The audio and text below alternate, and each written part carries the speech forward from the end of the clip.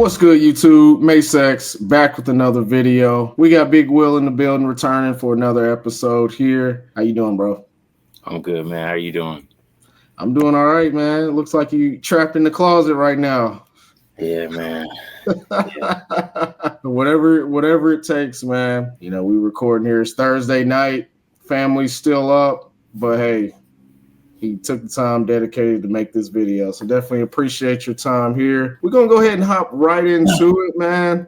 We both are Indiana guys. Some of the biggest buzzes over this past week was none other than the Indianapolis Colts and Sauce Gardner. Gardner was traded from the New York Jets to the Colts exchange for 2 first-round picks, the 26 and the 27, and wide receiver Donnie Mitchell. Sauce Gardner, only 25 years old. Already has 2 first-team All-Pros this past summer. And back in July, the New York Jets did sign him for 4 years, $120 million. That made him the highest-earning corner in the NFL. In 2025 so far this year, he's got 20 tackles, 6 passes defended, 0 interceptions in 7 games. He's coming off injury. I believe it was a concussion. Indy currently 7-2, best record, or at least tied with the best record. This signing for sure lets everybody know the Colts are in win now mode. I think we're pushing all the chips in. And we've also addressed a major issue, which for a lot of people is well known, that we have probably one of the worst secondaries in the NFL.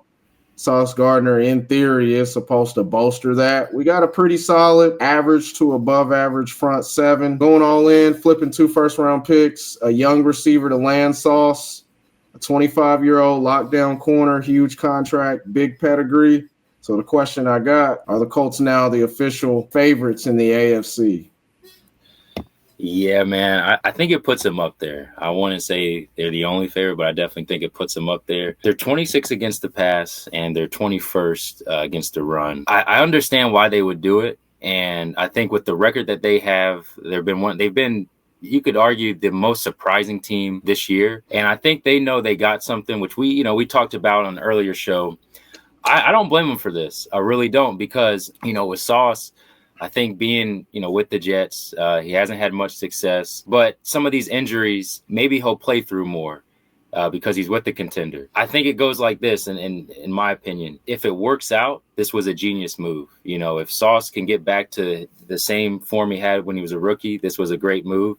If not, I still wouldn't fault them for this, because like I said, their defense isn't the best, especially their secondary, like you said. But that contract, that's the one thing that I just think is a little scary. That's a big contract, man. You know what I'm saying? That's a very big contract. And I think in this situation, just like the saying goes, only time is going to tell. But I think it's definitely going to help that he's playing with the contender. So I think it's a good move overall. I think in football, you got to do the win now move, especially sitting at 7-2.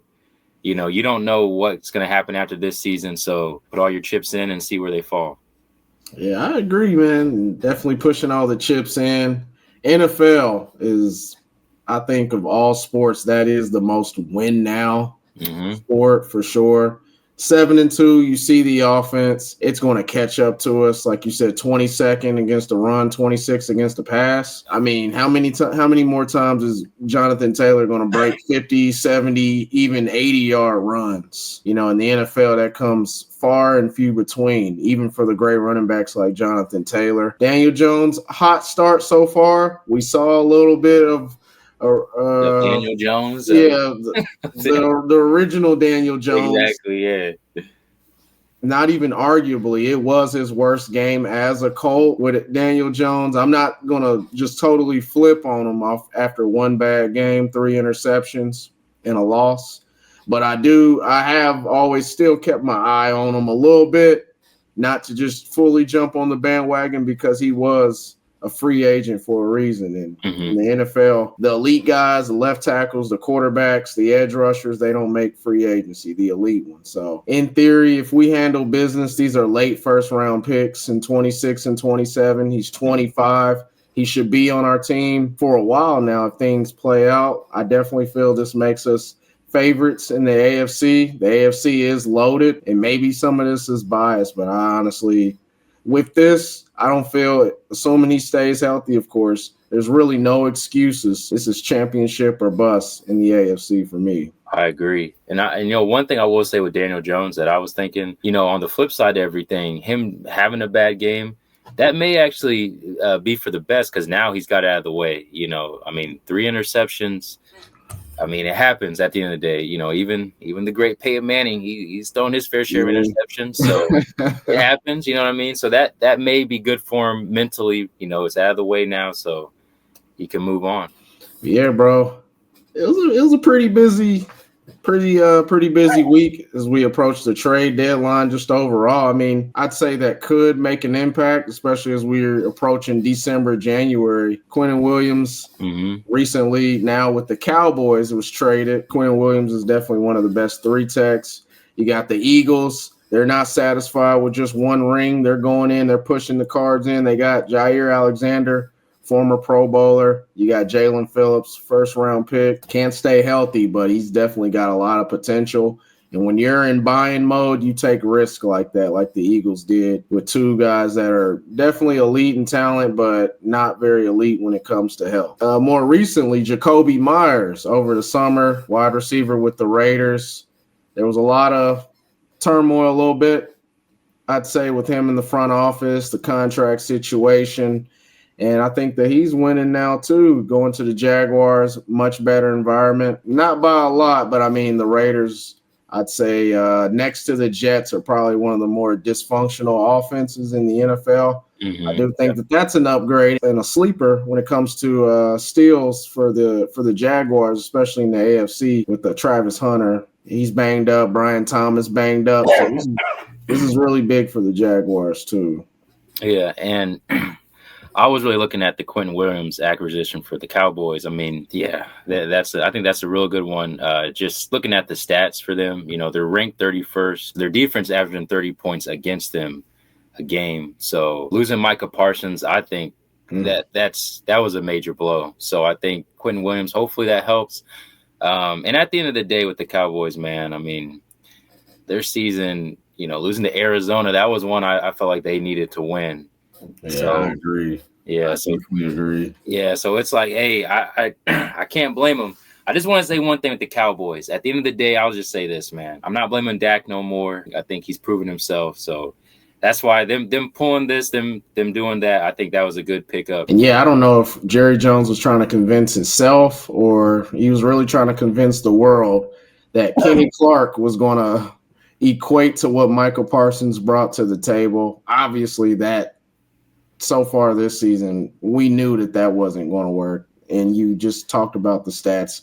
Dallas has a historically bad defense, but it is fun to watch because every game pretty much is a shootout. Yeah, it is. It is. Yeah, man. But in this segment, we'll just go in. We got one riser, one faller.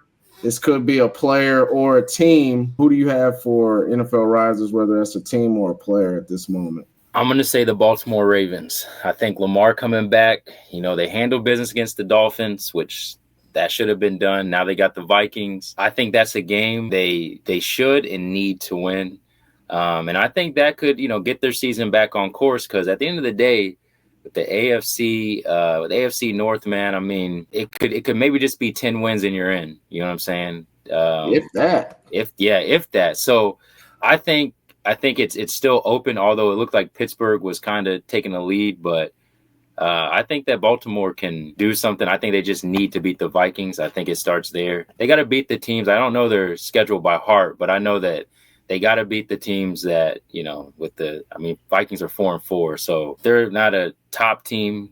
They should definitely be able to beat them or should beat them. Yeah, man. Right now, with the Ravens, they've won 2 in a row. They're 3-5 now. It's crazy. They were 1-5 at one point. Like you said, Lamar comes back last week. They win. Pittsburgh won, and they needed that win really big. That was a huge win over the Colts. Huge win. So they currently have a 2-game lead over the Ravens. We know that they still have the talent. They're 3-5. AFC North is up to grabs. Long-term, for rest of the season, not worried about. I think it is a 2-man race. I'm with you on that. Who would you say is a faller? I'm gonna say Pittsburgh. I think personally the Indy. Pittsburgh. I think the Indy Colt or the Indy Pittsburgh game. I think that was more of a trap game for Indy. That was a game you look at it like they're gonna beat them, and you saw what happened. But yeah, Pittsburgh. I'm just not too high on them, man. Like that start they had. Out of all the starts, out of all the teams, I was kind of like, they're the team I kind of see cooling off, definitely. That was a good win against Indy. I don't know. I don't see them winning that division. I just don't. I still got Baltimore. So, okay. We'll definitely see, though. Tomlin is a good coach, but we'll definitely see. I mean, they started off through 8 games better than I thought. They had some hype with some of the signings that they had, some of the win now signings. I'm not really a big Jalen Ramsey guy. I think he's been overvalued for a few years now. Yeah. So acquisitions like that, and as you see this year, it's not been his best year as well. They're at the Chargers. I was about to actually say that. Yeah, that's an interesting one. Yeah, so that's a tough game. They got the Bengals again. I'm sure they're going to be hungry to redeem that loss that they took a few weeks back in that shootout they had. They got the Bears. Bears is kind of that wishy-washy team, but then you got the Bengals, then you got the Bills. Yep.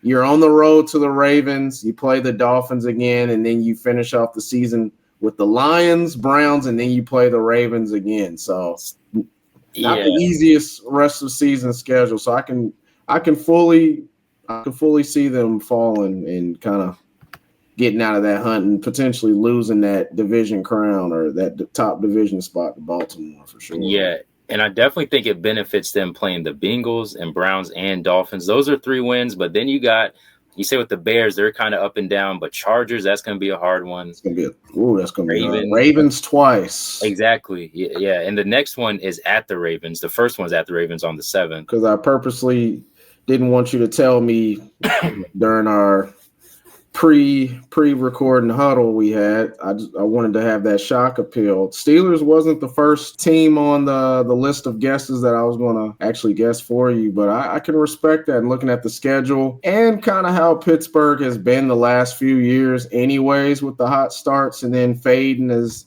November, December, January. I'm like, okay, that's actually a hell of a prediction there. All right, man. Moving on. We're going to switch associations, man. We're going to move from football to basketball. NBA has been popping off the last few weeks. A whole bunch of topics we could talk about. But, hey, man, the king is set to return. Dealing with sciatica, or at least that's what's been said. LeBron entering his 23rd season, currently 40, will be 41 next month in December. It's crazy. Yeah. And according to The Athletic, LeBron James has been recently cleared for full contact practices. So it's getting real. LeBron James entering age 41. Last season, LeBron 24 points, 8 assists, near 8 rebounds, played 70 games. All right, so with LeBron being in his 40s now, already missed the start of the season, do you think that this is a sign that his body's going to start breaking down as we're looking into the future? Yeah. Well, I think that he's probably going to be less likely to try to play through injuries now. Let's just be honest. I don't think he really needs to. I think at the end of the day, man, like what we're seeing right now, I mean, Luka, he's playing some great basketball. Austin Reeves is playing good. They're looking good overall as a team. Even though I'm not the biggest LeBron fan, I don't want to say they don't need him, but at the same time, it's just looking like, man, it's you can see that shift coming. I mean, it's kind of been there, but you just see it, man. Like you see the future. You're seeing it right now. The Luka Lakers, basically. You know what I mean? So I think when he comes back, I mean, it's LeBron, man. I still think he's going to play pretty well. I mean, he's a smart guy. I'm sure he's probably even thinking, hey, for the future, let Luka do his thing, man, at the end of the day. That's the whole reason they got him. They got him for the future, and the future starts now. I mean, they're looking good, man. So it's like if you're winning, keep winning, because I feel like we always, let's be honest, we always have these expectations for the Lakers, but half the time I don't even think they're even real. It's just because of the Lakers. They got LeBron. It's like, oh, they're going to go to the playoffs. They're going to, they'll make it to the playoffs, but it's like now – with Luka, it's like, yo, really let this thing play out. He took Dallas to the finals when we didn't think they're going to make it to the finals. So it's what can you do with the Lakers? And he's playing good, team's looking good. Lakers 7-2 without him, and Exactly. we've seen Austin Reeves really take that next step. He's looking like he's going to be an all-star this year. I think he's ready for that next step. I personally think that this is a sign with LeBron and the regression that we've seen, honestly, the last 4 or 5 years. It's been a regression athletically and just his overall impact. Statistically, you've noticed that it hasn't impacted winning like it used to. This is a bold prediction for a lot of people. Probably have an opinion about this, but I think this year he will not be a top 50 player. Top 50? Top 50. I think he'll be outside the top 50. And if the Lakers are going to do anything, the reason why I say this, if the Lakers are going to do anything, he needs to take a back seat. Well, let me ask you this then. You said, what will it be because of his play? Like, just overall, or because of injuries? Because he won't be able to stay healthy. Just natural regression with age. He's one of the most durable superstars relative of this whole generation. He's one of the most durable, and I just think this is a sign to come that he's just from just Mother Nature and overall talent, explosions. He's not as explosive as he used to be just 2-3 years ago. Yeah. And it's going to make it more difficult to score. And I really think that this may be one of the first years where LeBron may not be an all-star, or at least a deserved all-star. Yeah, I was to say, because man, even Shaq was getting voted in. Yeah. I don't know about that, but AI, yeah. That first year was the Lakers. After that first year, that's when I started to kind of see that decline. That's when I was like, I think athletically, which year? After that first year with the Lakers. Oh, okay. I feel like this, maybe not numbers wise, but athletically, I feel like he wasn't I feel like that would have been the 1920 season. So that would have been the year Anthony Davis was there. Season got interrupted by the bubble. Yeah. For sure. But from senior moving on to junior, not so optimistic, man. We got to talk about LeBron James Jr., aka Bronny James. Continues to struggle. You could go on YouTube and see all the low-lights of him. I always share with you that YouTube channel, Awful Coaching, with that guy that's just like heavily critical of Bronny James. And honestly, it's deserved. I'm not a big jump on the bandwagon when somebody's down, kick them. But I've honestly never seen this form of nepotism, or at least this level of nepotism ever in my life. Bronny James drafted 55th overall last year in 2024. So far, he's getting more minutes, and a lot of that's through necessity. But so far this year, he's averaging 1.5 points, 0.8 rebounds, and 1.8 assists as a backup point guard. And he's only shooting 21% from the field. This past game, his last game back on the 4th, he did make finally his first three-pointer of the season after I think it took his 8th game in the NBA as a 6'1" point guard to make his first three-pointer. Going 1 for 4 overall from the field, 1 for 2 from 3. He did hit both of his free throws, which has also been a very big struggle for him, kind of a bad sign of his shooting. Also followed with 1 rebound, 6 assists, and 1 steal. But yeah, bro, just going over stats like that, man, I know that's a very small sample size, but we've been watching this for a calendar year now. Mm-hmm. And I think that his play is just continuing to fuel the nepotism angle, high expectation, low output. He's in the league, yes, but the numbers tell a story. So when folks say he made it because of his dad, LeBron, his play has only proven that point. Just we haven't talked about Bronny in a while. Kind of what's your take on what's going on with Bronny James right now? Well, man, you already know I think it's just bad for not only NBA, but just sports, man. This was a bad thing for him to, and it's nothing against Bronny because, if my dad gave me an NBA, I would go too. You know what I'm saying? So I can't fault him for that. But the fact that they allowed him to do this, and I feel like this was kind of like LeBron's parting, is going to be his parting, I guess, gift to the league in a way. Not really a gift, but you get what I'm saying. I just feel like this was bad, bro, because this isn't paying off at all. This isn't paying off for anybody. And I see it. I know people say nepotism, but I just think about it as entitlement. Just like my dad's an NBA player. Now I'm going to get an NBA. I didn't have that type of career in college to make it there. I'll get there. Like you said, the numbers are showing what we already knew. Didn't Scottie Pippen Jr. lose his spot because of LeBron, because of Bronny? Didn't he get cut?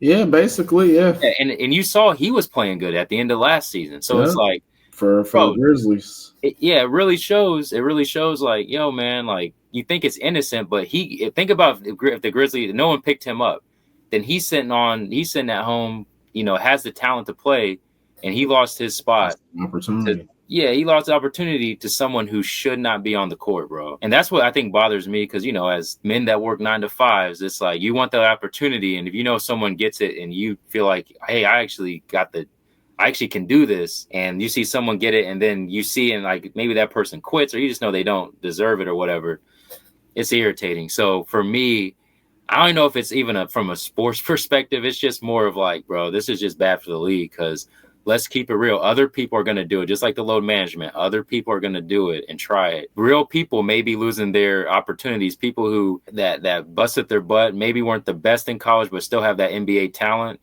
that just need an opportunity. They could lose out because, hypothetically, Jason Tatum's son, he wants to make the NBA. And Jason Tatum's like, all right, man, I want a ring. I'm Jason Tatum. Deuce needs to get a spot. You know what I'm saying? So I don't know. I don't like it, man. I really don't. I do. Like you said, I don't like kicking Bronny down, kicking a person down. Personally, I don't like kicking someone when they're down, but the numbers, man, it's telling the whole story right now, bro. You know what I'm saying? 21% from the field. Yeah. When you said that, I didn't even know that, bro. That's horrible, man. Like, and like we were saying in our pre-talks, the only person that wants LeBron more than anyone else is Bronny, because he knows the second LeBron hangs his hat up, Bronny's hat's going to be hung up too. You know what I'm saying? So what are your thoughts? 21% from as a 6'1", I mean, as an NBA player, period, but as a 6'1" point guard, 21% from the field, 25% from three. That's 1 of 4. That's insane. Yeah. So I mean, yeah, you made some good points there. And with Bronny, I mean, you can see it on his face. He knows he doesn't belong out there. I mean, he's dribbling up this court looking scared to death. I saw a clip of that where he was dribbling. Well, somebody was saying that they were like, you can tell his confidence is gone by the way he dribbles up the court. And they showed him dribbling up. He was playing like scared. And then the person came and stole the ball, man. And I was watching. I was like, but like you said, we've had a full calendar year now to see this. And I'm not saying he's not putting in work. And that's what I think is the most like another disappointing factor. I'm sure he's putting in the work. It's just he doesn't have the talent to play. Like we just got to come to that realization. He just doesn't have the talent to play, man. At the end of the day, yeah. Because like you said, I've seen clips too. He's doing the drill, summer workouts, intense sweat. He's busting his behind because he seems like a good kid too. Interviews, well-spoken, doesn't seem cocky or anything. He seems like he's appreciative for the opportunity, or he knows he shouldn't be there. I mean, I would like a little bit more motor on defense. That's the only way he's going to stay in the league is being an elite Patrick Beverly type of defender. But I mean, the system now with JJ Redick, he's standing in the corner. He's not cutting. Defenders know that until the past game, he hadn't made a three-pointer all season. He's just going to stand there. You can turn your back on him. He turns the ball over. I don't see all-out sprints. He does play like a privileged kid. As far as work ethic outside of the game, I mean, I've seen nothing but him putting in the work. I've expected, I knew he shouldn't have been drafted in the first place, but I was still expecting him to show progression. And calendar year, I just haven't seen it. I've seen regression, if we're being honest. Yeah, and that's now that you say that, it's like because last year we were all like, bro, these numbers are bad. To hear it now, it's like it's like crazy the fact that how do you regress from last year, man? Like, you know what I mean? Like that saying, there's only what is that? You hit rock bottom. There's only one way up, or Only one way to go up. yeah, only one way to go up. And it's like, bro, how do you keep like how do you go even worse than that? So when you said 6'1", I'm gonna be honest, bro. I think the league overall has gotten taller because like I feel like isn't like the average height now like 6'5"? Like 6'4", 6'5", because I feel like for the point guard position. Well, just in general, just in general, like isn't the average height like 6'4" or 6'5" now? The average height of the NBA player is still about 6'6", and it's been that way since the mid-50s. Okay, yeah, that makes sense because when you say that, like with him being 6'1", it's like remember Isaiah Thomas. I know he was 5'9", but it's like even Allen Iverson. At 5'9". Yeah, you can always say it's about the smaller guards. Defensive, if they're not like Allen Iverson, obviously was great offensively. Isaiah Thomas, good offensively. It's like if you can't be offensively good, then you have to be good defensively. But a knock on defensively, elite. So with Bronny, it's like I think that's just like a double-edged sword because it's like offensively he's not good. He's small.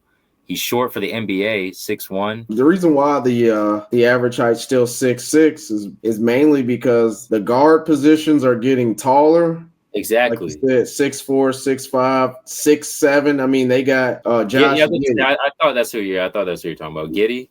They got Josh Giddey. He's legit running the one, and he's 6'7". Yeah. You know? But the big men are getting smaller. Obviously, Wemby's an outlier. But yeah, the center position's shrinking. You don't see nearly as many 7-footers on rosters anymore. Yeah. I could believe that. But you don't see you don't see the Damon Stoudemires, the Allen Iversons, the Mookie Blaylocks, those 6'1" and shorter guards. You just don't see those guys anymore. They want you LaMelo Ball. They want a 6'6" point guard that can run the court, but they also want a big man that can switch on all five. The NBA's changed, and Bronny's got to get it, or he, like you said, as soon as LeBron's gone, they packing his bags and throwing him out of the Lakers facility too. Probably not even going to give it. They're just going to throw it out on the street. They're going to say, take your son with you, man. Go on ahead and get a 2 for 1. Absolutely. That's pretty much it for today. I think that's all we're going to cover. It's a fun time of the year because we got sports every day as far as the major sports. Baseball just ended. That was a lit World Series. Exactly. But we got basketball, we got football pretty much every day now. Thursday night football is going on. Hopefully, we're not getting our behinds beat with these Thursday night matchups or anything. But yeah, you got any final takes before we head out? Well, like you said with baseball, man, last Saturday? First time ever watching a baseball game almost all the way through. Started at the third inning. I was glued to it until the end, man, until they started celebrating. And that was a great World Series, man. I'm going to be biased because that's my first World Series. But when I saw everybody else saying, I was like, I knew I wasn't the only one. Yeah, man, I may try to watch a baseball game all the way through. I know they have the pitch count now. They have some changes, so it's not as like slow. So I'm actually going to try because if it's like, I know it won't always be like that. That's a championship game, but I'm gonna try, man. I'm gonna try to watch a little baseball. I watch UFC now, so I added that. So why not try baseball? Hey, that's cool. Yeah, that game, I think I turned it on around the second or third and watched it to the end, and that was my first time really seeing Ohtani live action. I was like, man, he's the real deal. He's the Michael Jordan of baseball for sure. All right. Well, if you made it this far in the video, as I always say, deeply appreciate it. Definitely like and subscribe. Definitely helps out the channel. We got another episode coming here shortly. We got the main videos, college football, NFL, of course, rolling every week. Deeply appreciate y'all, and we'll see y'all in the next video. Cheers. Peace.